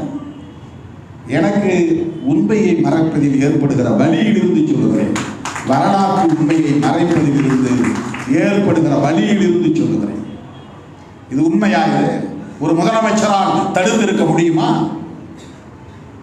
இன்னும் சொல்ல போனால் இந்திய அரசாங்கத்தாலேயே அதை தடுத்திருக்க முடியுமா என்பது கேள்விக்குறியாகிவிட்டது. ஒரு காலத்தில் இந்திய அரசாங்கத்தின் கட்டுப்பாட்டில் அந்த சிக்கல் இருந்தது உண்மைதான். ராஜீவ் காந்தி காலத்திலே, இந்திரா காந்தி காலத்திலே இருந்தது உண்மைதான். ராஜீவ் காந்தி விடுதலை புலிகளை குறைத்து மதிப்பிட்டது உண்மைதான். ஆஃப்டர் ஆல் 2000 பாய்ஸ் என்று அவர் நக்கல் அடித்தது உண்மைதான். 2000 பசங்க குடியிருங்க இருக்கிறாங்க, அதை தூக்கி எறிஞ்சிடலாம், ஊதி எறிஞ்சிடலாம் என்று அவருக்கு அதிகாரிகள் சொல்லி வைத்ததை திருப்பி சொல்லி இருக்கிறார். அவ்வளவுதான். இன்றைக்கு ஆட்சியில் இருக்கிற அனுரா திசநாயக்கே, அனுரகுமார திசநாயக்கே, அதான் அவருடைய பெயர். அவர் யார் தெரியுமா? ஜேவிபிங்கிற ஒரு இயக்கத்தினுடைய தலைவர். ஜேவிபின்னா என்ன தெரியுமா? மக்கள் முன்னணின்னு அர்த்தம். ஜனதா விமுக்த பெரமுனா. அந்த இயக்கம் 1960களிலே தோன்றிய இயக்கம். அது அடிப்படையிலே ஒரு கம்யூனிஸ்ட் இயக்கம். அதுதான் பெரிய வேடிக்கை. அது ஒரு கம்யூனிஸ்ட் பார்ட்டி. அங்கே அப்படி பேர் வச்சுருந்தாங்க, ஜேவிபின்னு சிங்கள மொழியில், ஜனக்தா விமுக்தி பெரமுனா, மக்கள் முன்னணி, அவ்வளவுதான் அது பேர் தமிழில் சொன்னாங்க. அவருடைய ஐக்கியம் யாரு, கொள்கை ஆசான்கள் யாருன்னா கார்ல் மார்க்ஸ், ஏங்கல்ஸ், லெனின். இன்னைக்கு நீங்க போய் கூகுளில் சர்ச் பண்ணீங்கன்னா பார்க்கலாம். ஜேவிபின்னு போட்டீங்கன்னா அவங்களுடைய கொடி வரும், சின்னம் வரும், கொள்கை ஆசான்களை காட்டுவாங்க. ஒரு கம்யூனிஸ்ட் இயக்கம். அவர்கள் ஆயுதம் ஏந்துகிறார்கள், ஆயுத புரட்சிக்கு தயாராகிறார்கள் என்பது தெரிந்து அன்றைய இலங்கை ஆட்சியாளர்கள் இந்திரா காந்தி அம்மையாரிடத்தில் உதவி கேட்டு இந்திரா காந்தி அம்மையார் படையெடுப்பி அந்த அமைப்பை துடைத்தெறிந்தார்கள். அப்படி வரலாறு பதிவானது. ஜேவிபி ஸ்மாஷ்ட், சுத்தமாக ஒன்றுமில்லாமல் துடைத்தெறிந்தார்கள். இந்த இயக்கம் அழித்தொழிக்கப்பட்டது. அந்த தலைவர் விஜய வீரா என்று கருதுகிறேன், அவர் சிறைப்படுத்தப்பட்டார். அவங்களாம் கம்யூனிஸ்ட் லீடர்ஸ், சிங்கள இனவெறி தலைவர்கள் அல்ல, இனவாத தலைவர்கள் அல்ல, மார்க்சியத்தை உள்வாங்கிக் கொண்ட கம்யூனிஸ்ட் தலைவர்கள், இயங்கியல் தத்துவத்தை ஏற்றுக்கொண்ட கம்யூனிஸ்ட் தலைவர்கள். அந்த இயக்கம் இந்திரா காந்தி தலையிட்டால் அழித்தொழிக்கப்பட்டது என்பது வரலாறு. ஆனால் அதுதான் மறுபடியும் துளிர்த்து ஜனநாயக பாதைக்கு திரும்பி இத்தனை 10 ஆண்டுகளுக்கு பிறகு ஆட்சி அதிகாரத்தை கைப்பற்றி இருக்கிறது. இன்றைக்கு அந்த தேசத்தின் ஜனாதிபதியாக இருப்பவர் இந்த திசநாயக்கா என்கிற இளைஞர் தான். என்னை விட 8 வயது சிறியவர் தான். இன்றைக்கு அந்த நாட்டின் அதிபராக இருக்கிறார். எந்த கட்சியின் தலைவர்? ஜேவிபி.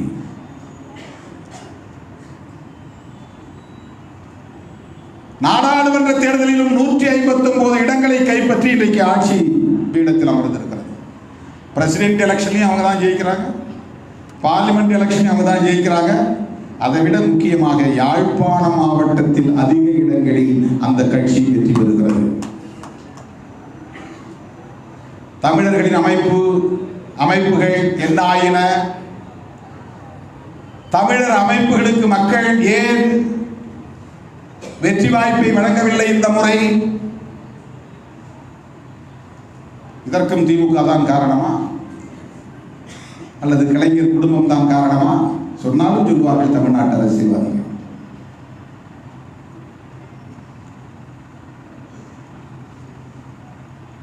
சூழல் எப்படி, அரசியல் சூழல் எப்படி பரிணாமம் பெற்று வருகிறது என்பதை நாம் உற்று நோக்க வேண்டும்.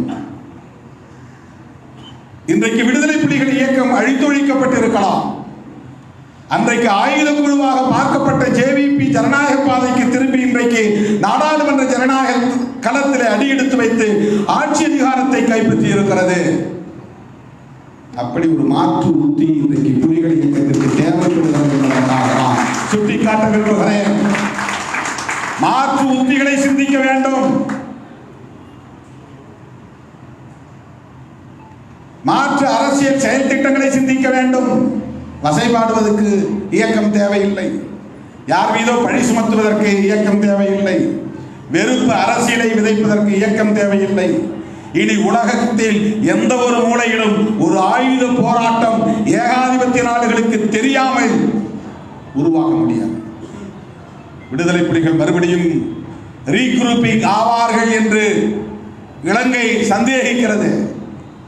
விக்ரமசிங்கே, ரணில் விக்ரமசிங்கே இருந்த வரையிலும் இந்த சந்தேகம் இருந்தது. அனுரா என்ன செய்ய போகிறார் என்று தெரியவில்லை. அவர் வந்ததும் உங்கள் நிலங்கள் திருப்பி அளிக்கப்படும் என்று சொல்லி இருக்கிறார். உங்கள் காணிகள் வழங்கப்படும். அப்படின்னா அங்க குடியேற்றத்தை எல்லாம் திரும்ப பெறணும். ஏராளமான சிங்களவர்கள் குடியேறி இருக்கிறார்கள். ராணுவம் நிலை கொண்டிருக்கிறது.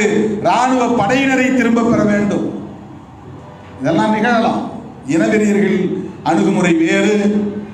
என்னதான் இவரும் சிங்களவராக இருந்தாலும் கூட மார்க்சியத்தை உள்வாங்கிய ஒரு ஜனாதிபதி என்கிற நிலையிலே இவருடைய அணுகுமுறையில் மாற்றம் இருக்கலாம். இந்த வாய்ப்பை தமிழர்கள் பயன்படுத்திக் கொள்ள வேண்டும் என்பதற்காக சொல்லுகிறேன். அனுரா திசாநாயக்காவின் அணுகுமுறை மற்ற அதிபர்களிடமிருந்து மாறுபடும் என்ற நம்பிக்கையிலிருந்து சொல்லுகிறேன். அதனால்தான் யாழ் மாவட்டத்தில் அவ்வளவு பெரிய வெற்றியை அவரால் சந்திக்க முடிந்திருக்கிறது. அங்கே யாரும் அதிகமாக சிங்களவர்கள் குடியேறி சிங்களவர்கள் வாக்களித்து வெற்றி பெறவில்லை. சிங்கள குடியேற்றம் நிகழ்ந்திருக்கிறது உண்மைதான். அது கணிசமான அளவுக்கு வெற்றியை தரக்கூடிய அளவுக்கானது இல்லை.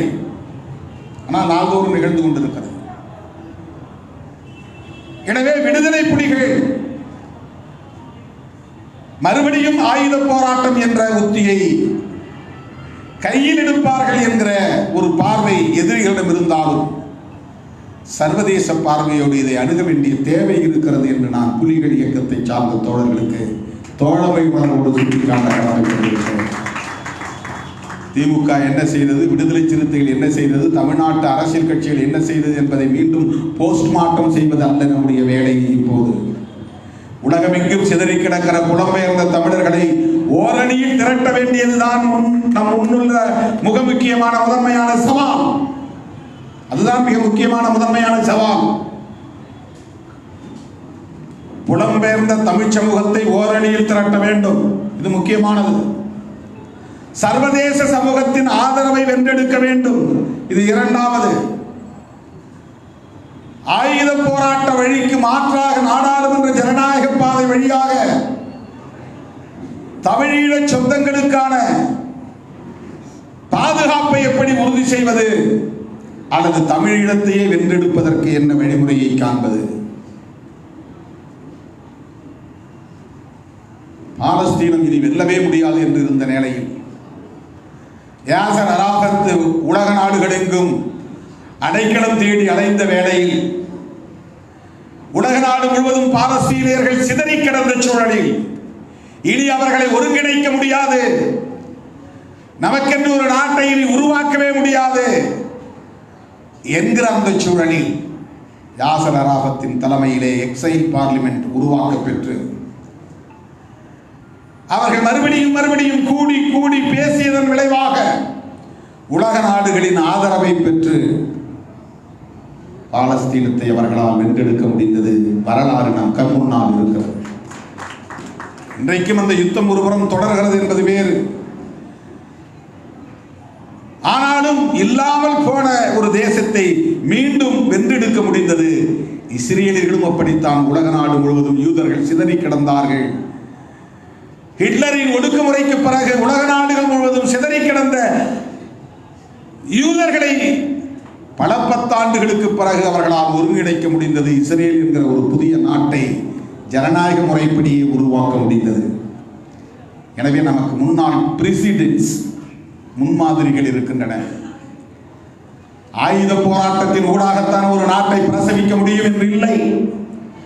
சர்வதேச சமூகத்தின் நன்மதிப்பை பெறுவதன் மூலமும் ஒரு தேசத்தை உருவாக்க முடியும் என்பதற்கு பாலஸ்தீனமும் இஸ்ரேலும் நம் கண்முன்னால் இருக்கின்ற சாட்சியங்கள், சான்றுகள்.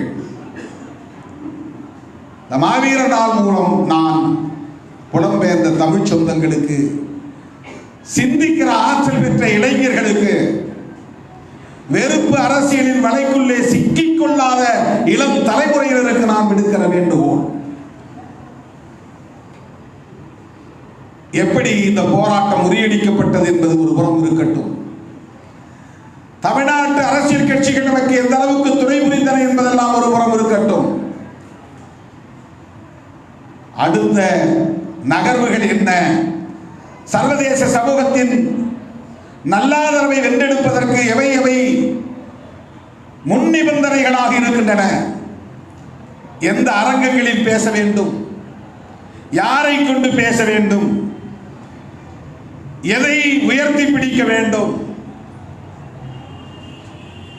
என்பதை முதலில் தேர்வு செய்ய வேண்டும், தெரிவு செய்ய வேண்டும். இல்லை என்றால் இதுவும் மதம் சார்ந்த ஒரு சடங்காக மாறி போய்விடும். இதை கவலையோடு நான் பதிவு செய்ய கடமைப்பட்டிருக்கிறேன். அதனால் தான் தொடக்கத்திலே சொன்னேன், மாவீரர் நாள் நிகழ்வு என்பது ஒரு புரட்சிகர பண்பாடு. அண்ணன் பிரபாகரன் அவர்களால் வளர்த்தெடுக்கப்பட்ட ஒரு புரட்சிகர பண்பாடு, குடும்பம் குடும்பமாக ஒரு விடுதலை போராட்டத்தில் மக்களை பங்கேற்க செய்த ஒரு மகத்தான உத்தி.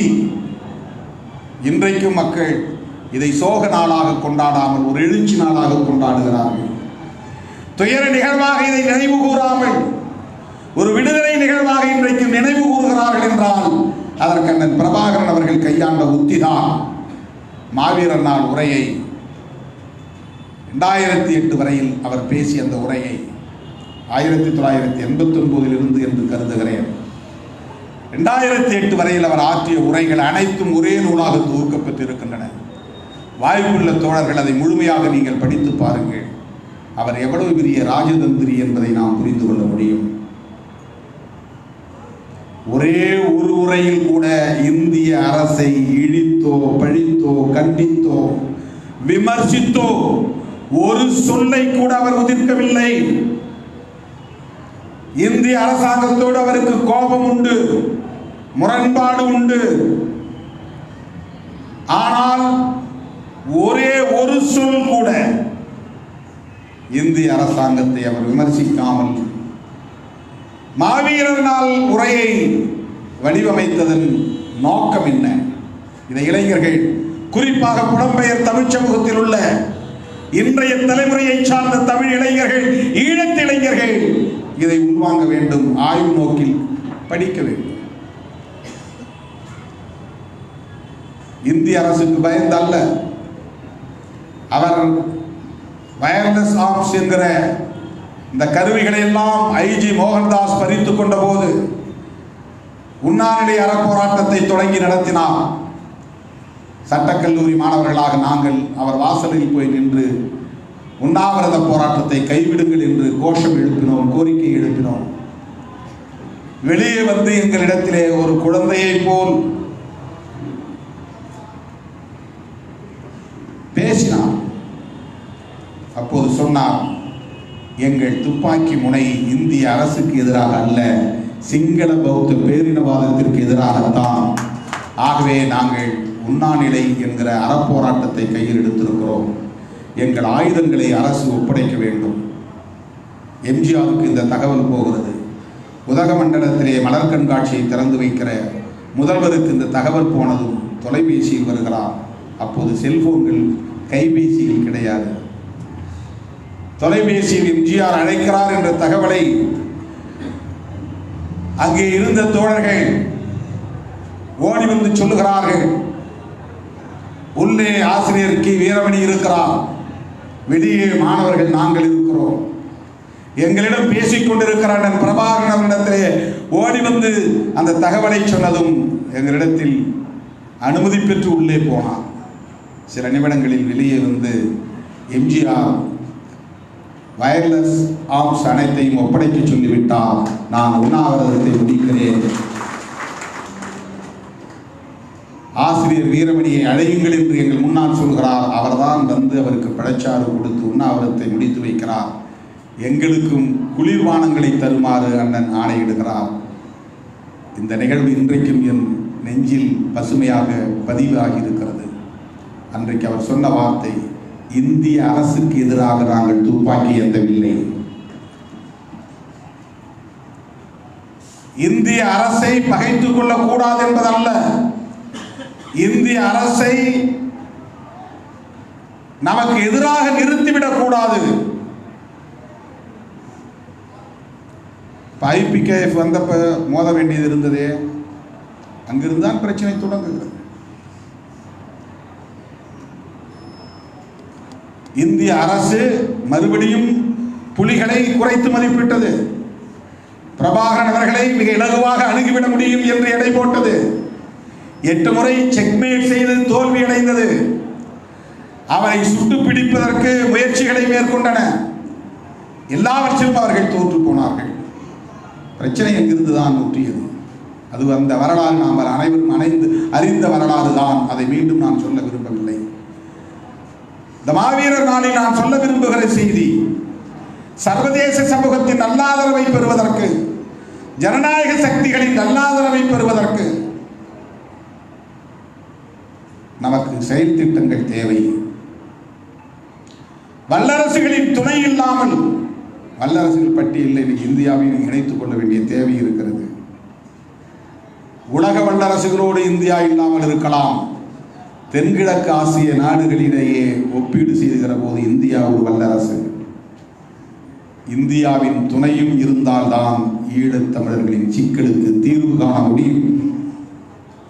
இந்த அடிப்படையில் அரசியலை நாம் அணுக வேண்டும். காய்களை நகர்த்த வேண்டும்.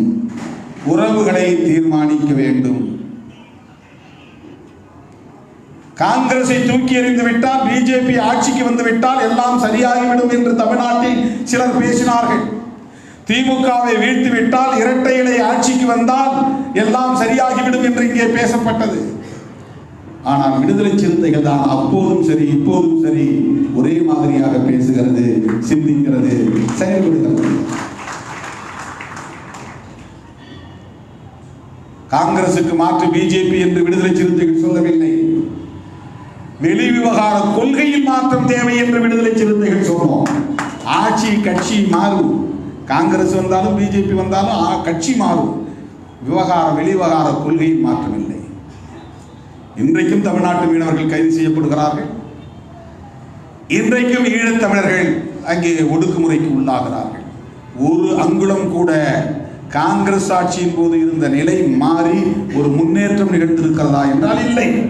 பிஜேபி 10 ஆண்டுகளுக்கு மேல் ஆட்சியில் இருக்கிறது. எந்த மாற்றமும் முன்னேற்றமும் ஈழத்தமிழர்களின் நோக்கத்தை ஈடேற்றுவதற்கு நிகழவில்லை. இந்த உண்மையை புரிந்து கொள்ள வேண்டும். திமுகவை தூக்கி எறிந்துவிட்டு அதிமுக ஆட்சிக்கு வந்து தொடர்ந்து 10 ஆண்டுகள் ஆட்சி பீடத்திலே இருந்தது. எந்த மாற்றமும் நிகழவில்லை. கட்சிகள் மாறும், ஆட்சிகள் மாறும். ஆனால் அயல் நாடுகளுக்கு இடையிலே, சர்வதேச நாடுகளுக்கு இடையிலே இருக்கிற வெளி விவகார கொள்கையில் என்ன மாற்றம் நிகழ்ந்தது? இதைத்தான் விடுதலை சிறுத்தைகள் அன்றைக்கும் சொன்னோம், இன்றைக்கும் சொல்லுகிறோம். தமிழ்நாட்டில் விடுதலை சிறுத்தைகளை தவிர மற்ற அனைவரும் ஒன்று திமுகவுக்கு எதிராக அல்லது காங்கிரசுக்கு எதிராக அவதூறுகளை அள்ளி இறைப்பதில் தான் கவனம் செலுத்தினார்களே தவிர உண்மை வரலாற்றை மக்களுக்கு சொல்லவில்லை. இதில் தான் விடுதலை சிறுத்தைகள் வேறுபடுகிறோம். தமிழீழ தேசியம் என்பது வேறு, தமிழ் தேசியம், தமிழ்நாட்டில் பேசுகிற தமிழ் தேசியம் என்பது வேறு. தமிழீழ தேசியம், தமிழீழம் என்கிற தனிநாடு என்பதை முன்னிறுத்தி பேசுகிற தமிழீழ தேசியம், அந்த தேசியவாதம். தமிழ்நாட்டில் நாம் பேசுகிற தேசியவாதம் தமிழ்நாடு என்கிற தனிநாட்டை முன்னிறுத்தி அல்ல. தமிழ்நாடு என்கிற தனிநாட்டை முன்னிறுத்தி பேசினால் அது உண்மையான முழுமையான தமிழ் தேசியம். இந்த நாடாளுமன்ற ஜனநாயகத்தை ஏற்றுக்கொள்வோம். இந்த நாடாளுமன்ற ஜனநாயகத்தின் அடிப்படையிலான தேர்தலில் பங்கேற்போம். இந்த நாட்டுக்கான கான்ஸ்டிடியூஷன் என்கிற அரசமைப்பு சட்டத்தை ஏற்றுக்கொள்வோம். ஆனால் தமிழ் தேசியம் பேசுவோம். வடவர் ஆதிக்கத்தை எதிர்க்க மாட்டோம், ஆரிய ஆதிக்கத்தை எதிர்க்க மாட்டோம், தெலுங்கு எதிர்ப்பை முன்னிறுத்துவோம். இது தமிழ் தேசியமாக இருக்க முடியாது. இது தமிழ் தேசியம் என்று நம்புகிற மக்களை ஏய்க்கிற தேசியமாகத்தான் இருக்க முடியும். உலகம் முழுவதும் இப்போது தேசியவாதம் கோலோச்சுகிறது. இந்தியாவில் மொழிவழி தேசியவாதமும் இருக்கிறது, மதவழி தேசியவாதமும் இருக்கிறது. பாஜகவும் தேசியவாதம் பேசுகிற கட்சி தான். தேசியவாதம் என்றால் காங்கிரசுக்கு மட்டும் உரியதல்ல, அது தேசிய உணர்வு. அவர்கள் பேசுவது நாம் எல்லாம் ஒரே இந்தியன் என்கிற தேசிய உணர்வு, அவ்வளவுதான் அவர்கள் பேசுகிற தேசியவாதம். நாங்கள் இந்தியர்கள், எங்களுக்கு மதம் இல்லை, எங்களுக்கு மொழி இல்லை என்று சொல்லுவது அந்த தேசியவாதம். எங்களுக்கு மதம் உண்டு, எங்கள் மதமே பெரிய மதம், எங்கள் மதமே அரச மதம், எங்கள் மதத்தின் பெயரிலே இந்த நாட்டின் பெயர் இருக்க வேண்டும் என்பது பாஜக பேசுகிற மதவழி தேசியவாதம். நாங்கள் இந்தியர்கள் இல்லை, தமிழர்கள் என்று பேசுவது இனவழி தேசியவாதம். நாங்கள் இந்தியர்கள் இல்லை, தமிழர்கள் என்று சொன்னால் நாங்கள் இந்திய நாட்டோடு இல்லை, தமிழ்நாடாக இருக்கிறோம் என்பதுதான் அடுத்த பதிலாக இருக்க முடியும். நாங்கள் இந்திய நாட்டோடு இருக்கிறோம் என்று சொல்லிக்கொண்டே பேசினால் அது அரசமைப்பு சட்டத்திற்கு உட்பட்ட மொழி உரிமை, இன உரிமை, மாநில உரிமை என்கிற வரையறைகளோடு கூடிய ஒரு தேசியவாதம். அது ஒரு செமி கலோனியலிசம் என்பார்களே, அதை போல ஒரு செமி நேஷனலிசம், அரை காலனித்துவம் என்பார்கள், அரை காலனியவாதம் தான், அரை நிலப்பிரபுத்துவம் தான், செமி ஃபியூடல் அப்படிம்பாங்க, செமி கலோனியல் என்று சொல்வார்கள். அந்த மாதிரி ஒரு செமி நேஷனலிசம், அது ஒரு லிங்குஸ்டிக் நேஷனலிசம். நேஷன் இருந்தால் தானே நேஷனலிசம், தேசம் இருந்தால் தானே தேசியம். தேசம் என்பதும் தமிழ் சொல் இல்லை, தேசியம் என்பதும் தமிழ் சொல். நாடு என்பதுதான் தமிழ். அப்படின்னா நாட்டியம்னு சொன்னாதான் தமிழ் தேசியவாதமாகும். நாட்டியம்னு சொல்ல முடியாது, நாட்டை நாட்டியம் தான் சொல்ல முடியும். தேசம் தேசியம் அது தமிழ் சொல் இல்லை என்றால் நாடு நாட்டியம் அல்லது நாடியம் அப்படின்னு சொல்ல முடியும். நாடியம்னா இலக்கண பிழை, நாட்டியம்னா பொருள் வேற மாதிரி.